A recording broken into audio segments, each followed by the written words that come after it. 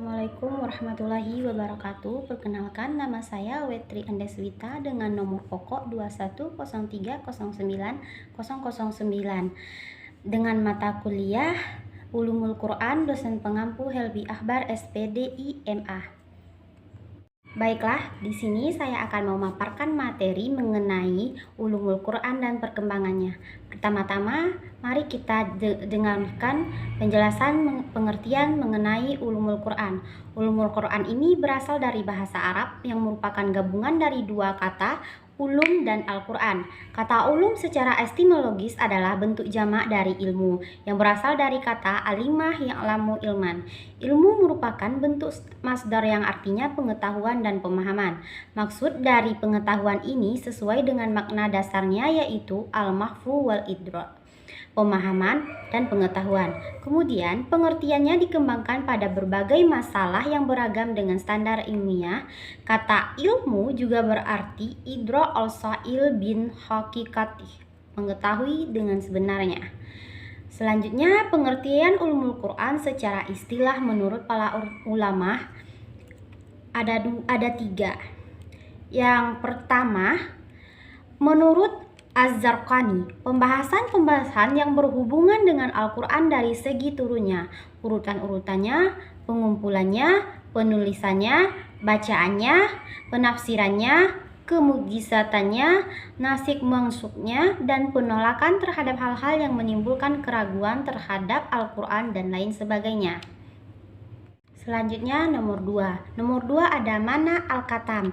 Mana al-katam itu ilmu yang mencakup pembahasan-pembahasan yang berhubungan dengan Al-Quran dari segi pengetahuan tentang sebab-sebab turunnya, pengumpulan Al-Quran dan urutan-urutannya, pengetahuan tentang ayat-ayat makiyah dan madaniyah, nasib mangsuk, muhkam dan mustayabi, dan hal-hal lain yang ada hubungannya dengan Al-Quran. Yang terakhir, yang ketiga, menurut Ali As-Saubani, pembahasan-pembahasan yang berhubungan dengan kitab yang mulia dari ini segi turunnya, pengumpulannya, penertibannya, perilaku pembukuannya, mengetahui sebab turunnya, makiyah dan madaniyah, nasik maksudnya, muhkam dan mustabiyahnya, dan lain-lain pembahasan yang berkaitan dengan Al-Quran. Berikutnya kita akan masuk ke sejarah perkembangan ulumul Quran. Sebagai seorang muslim yang baik, perlu kita mengetahui dan mempelajari sejarah ulumul Quran, di mana Ar-Zakani sudah mengklasifikasikan 3 tahap ulumul Quran, perjalanan ulumul Quran. Yang pertama, sebelum masa kodifikasi, pada masa Rasulullah SAW dan para sahabat, ulumul Quran belum dikenal sebagai suatu disiplin ilmu yang berdiri sendiri dan tertulis. Para sahabat yang merupakan orang-orang Arab asli pada masa itu dapat merasakan struktur bahasa Arab yang tinggi dan memahami apa yang diturunkan kepada Rasulullah SAW. Apabila mereka menemukan kesulitan dalam memahami ayat-ayat tertentu, maka mereka langsung menanyakannya kepada beliau. Adapun sebab-sebab mengapa ulumul Quran belum dikodifikasikan pada masa Nabi dan sahabat, yaitu yang pertama, pada umumnya para sahabat adalah ummi atau tidak dapat menulis dan membaca, bahkan kurang mengenal adanya bacaan dan tulisan. Yang kedua, terbatasnya alat-alat tulis pada masa itu di kalangan mereka kala itu, sehingga mereka menuangkannya pada pelepah kurma, tulang belulang, kulit binatang, dan lain sebagainya. Karena itu tidak mudah bagi mereka untuk membukukan atau mengkodifikasikan apa yang mereka dengar dari Rasulullah SAW. Yang ketiga, mereka dilarang menulis sesuatu hal selain daripada Al-Quran karena dikhawatirkan tulisan tersebut akan tercampur aduk dengannya. Sebagaimana ditegaskan Nabi SAW dari Abu Sa'id Al-Khudri bahwa Rasul bersabda, "Jangankanlah kalian menulis apapun dariku, dan barang siapa menulis selain Al-Quran maka sebaiknya ia menghapusnya." Hadits riwayat Muslim. Yang selanjutnya, sahabat adalah orang Arab asli, sehingga mereka dapat menikmati Al-Quran secara langsung dengan ketulusan jiwa. Mereka juga dapat menerima, menyerap, dan menyampaikan Al-Quran dengan cepat. Yang kedua ada permulaan masa kodifikasi. Mushaf Iman atau proses penyalinan Al-Quran ini dilakukan dengan model tulisan Al-Razm Al-Utsamani.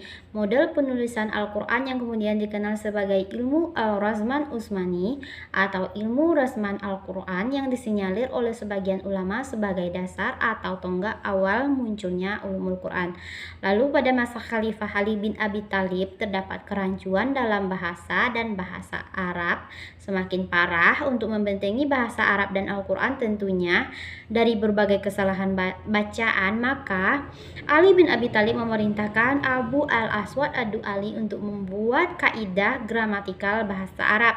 Karena peristiwa ini, sebagian ahli kemudian menyebut Ali sebagai pencetus nahwu atau gramatikal atau ilmu i'rabnya Al-Quran.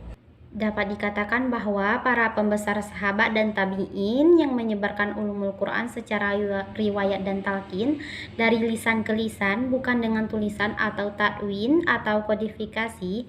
Kendati demikian, apa yang mereka lakukan dapat dikatakan sebagai permulaan proses termunculnya kodifikasi ulumul Quran. Para sahabat yang mempunyai andil dalam proses periwayatan ulumul Quran secara lisan ke lisan yaitu Khalifah Rasyidin, Ibnu Abbas, Ibnu Mas'ud, Abu Musa al-Asy'ari, Zaid bin Sabit, dan Abdullah bin Zubair. Sedangkan dari kalangan tabi'in adalah Mujahid, Atta, Ikrimah, Qatadah, Sa'id bin Jubair, Al-Hasan al-Basri, dan Zaid bin Salam. Mereka adalah para tokoh peletak batu pertama ilmu tafsir, ilmu asbabun nuzul, ilmu nasik mansukh, ilmu garib Al-Quran, dan sebagainya yang notabene adalah bagian dari disiplin ilmu ulumul Quran. Masa kodifikasi. Kemudian datanglah masa kodifikasi. Di era ini berbagai kitab tentang ulumul Quran pun ditulis dan dikodifikasikan. Namun poin yang menjadi prioritas utama para ulama di masa itu adalah ilmu tafsir, karena ilmu ini dianggap memiliki fungsi yang sangat vital dalam proses pemahaman dan penjelasan isi Al-Quran.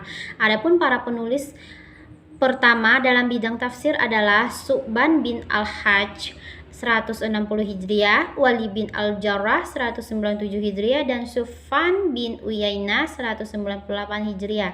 Tafsir-tafsir mereka berisi tentang pandangan dan pendapat para sahabat dan tabi'in.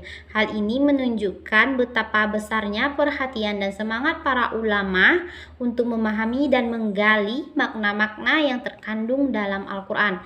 Kemudian pada abad ketiga Hijriah muncul tokoh tafsir pertama yang membentangkan berbagai pendapat dan menterjih sebagiannya. Ia adalah Ibnu Jarir At-Tabari 310 Hijriah dengan kitabnya Jami' al-Bayan fil Tafsir Ayy Al-Quran. Kemudian proses penulisan tafsir ini terus berlangsung hingga saat sekarang dengan model dan karakter yang berbeda-beda tentunya antara satu masa dengan masa yang lainnya. Terakhir kita masuk ke ruang lingkup mempelajari ilmu Al-Quran. Allah berfirman, katakanlah sekiranya lautan menjadi tinta untuk menulis kalimat-kalimat Tuhanku, sungguh habiskanlah lautan itu sebelum habis ditulis kalimat Tuhanku, meskipun kami datangkan tambahan sebanyak itu pula. Surah Quran Surat Al-Kahfi ayat 109. Namun demikian As-Siddiqi memandang segala macam pembahasan umul Quran itu kembali kepada beberapa pokok persoalan saja sebagai berikut. Yang pertama, persoalan nuzul. Persoalan ini menyangkut tiga hal, yaitu waktu dan tempat turunnya Al-Quran. Yang kedua, sebab-sebab turunnya Al-Quran, dan sejarah turunnya Al-Quran. Yang kedua, persoalan sanad. Persoalan ini meliputi hal-hal yang menyangkut sanad yang mutawir, yang ahad, yang syaz, bentuk-bentuk qiraat Nabi, para periwayatannya dan para penghafal Al-Quran, dan cara tahammul atau penerimaan riwayat. Yang ketiga ada persoalan ada al-qiraah atau cara membaca Al-Quran. Hal ini menyangkut wakaf atau cara berhenti, ibtida atau cara memulai, imalah, mat, bacaan yang dipanjangkan, tahfiz hamzah atau meringankan bacaan hamzah, idgham atau memasukkan bunyi huruf yang saking kebanyakan bunyi huruf sesudahnya. Yang keempat, pembahasan yang menyangkut lafal Al-Quran, yaitu tentang yang gorik atau pelip, murob atau penerimaan perubahan akhir kata atau majas, metafora, mustorak, lafal yang mengandung lebih dari satu makna, murodif atau sinonim, istiarah atau metafor, dan tasbih atau penyempurnaan. Yang kelima, persoalan makna Al-Quran yang berhubungan dengan Al-Quran, yaitu ayat-ayat yang bermakna aman atau umum dan tetap dalam keumumannya. Yang dimaksud khusus atau yang dikhususkan oleh sunnah, yang nas, yang zahir, yang mujma atau bersifat global, yang mutafassal atau yang dirinci, yang mantuk, makna yang berdasarkan pengutaraannya, yang mafhum, makna yang berdasarkan pemahamannya, mutlak yang tidak terbatas, yang mugawat yang terbatas, yang mufham kukuh atau jelas, mutashabih samar, yang muksil maknanya pelik, yang nasik menghapus, dan maksnuk dihapus, mudakham didahulukan, muakhor dikemudiankan, makmul diamalkan pada waktu tertentu yang hanya makmul diamalkan oleh seseorang saja. Yang keenam, persoalan makna Al-Quran yang berhubungan dengan lafaz, yaitu false, pisah, walls, berhubungan, ijaz atau singkat, itnab atau panjang, musawwah atau sama, dan qors atau pendek. Cabang-cabang mempelajari ulumul Quran. Yang pertama ada ilmu riwayah, yaitu ilmu-ilmu yang hanya dapat diketahui melalui jalan riwayat seperti bentuk-bentuk qiraat, tempat-tempat turunnya Al-Quran, waktu-waktu turunnya, dan sebab-sebab turunnya Al-Quran. Yang kedua ada ilmu dirayah, yaitu ilmu-ilmu yang diketahui melalui perenungan, berpikir, penyelidikan, seperti mengetahui pengertian lafal yang gharib, makna-makna yang menyangkut hukum, penafsiran ayat-ayat yang perlu ditafsirkan. Baiklah, mungkin hanya itu yang dapat saya sampaikan. Mohon maaf atas kesalahannya. Lebih dan kurang saya mohon maaf. Wabillahi taufiq wal hidayah. Assalamualaikum warahmatullahi wabarakatuh.